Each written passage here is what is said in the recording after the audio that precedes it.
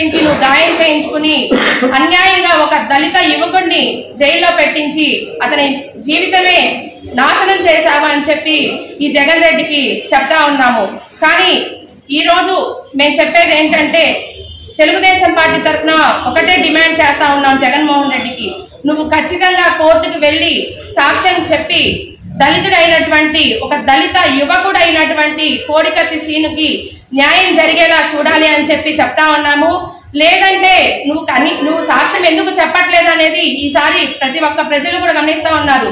కేవలం నువ్వు వెళ్ళి అతనికి బెయిల్ ఇప్పించి అతనికి బయటకు తీసుకొస్తే నువ్వు చేసినటువంటి అన్యాయాలు అక్రమాలు అన్ని బయటపడతాయి. కేవలం నీ మీద ఉన్నటువంటి ఆరోపణలు కూడా బయటపడి నువ్వు దోషిగా నిరూపితం అవుతావు కాబట్టే ఈరోజు అతను కోడికత్తి శ్రీనుకి బెయిల్ రాకుండా చేయడం కోసం నువ్వు ఈ రోజు కోర్టుకు కూడా హాజరవ్వట్లేదు. కానీ ఖచ్చితంగా రాబోయేది తెలుగుదేశం పార్టీ ప్రభుత్వమే. తెలుగుదేశం పార్టీ అధికారంలోకి రాగానే నీ మీద ఉన్నటువంటి ఆరోపణలు కానీ నీ మీద ఖచ్చితంగా రుజువు చేస్తామని చెప్పి ఈ సందర్భంగా తెలియజేస్తా ఉన్నాం.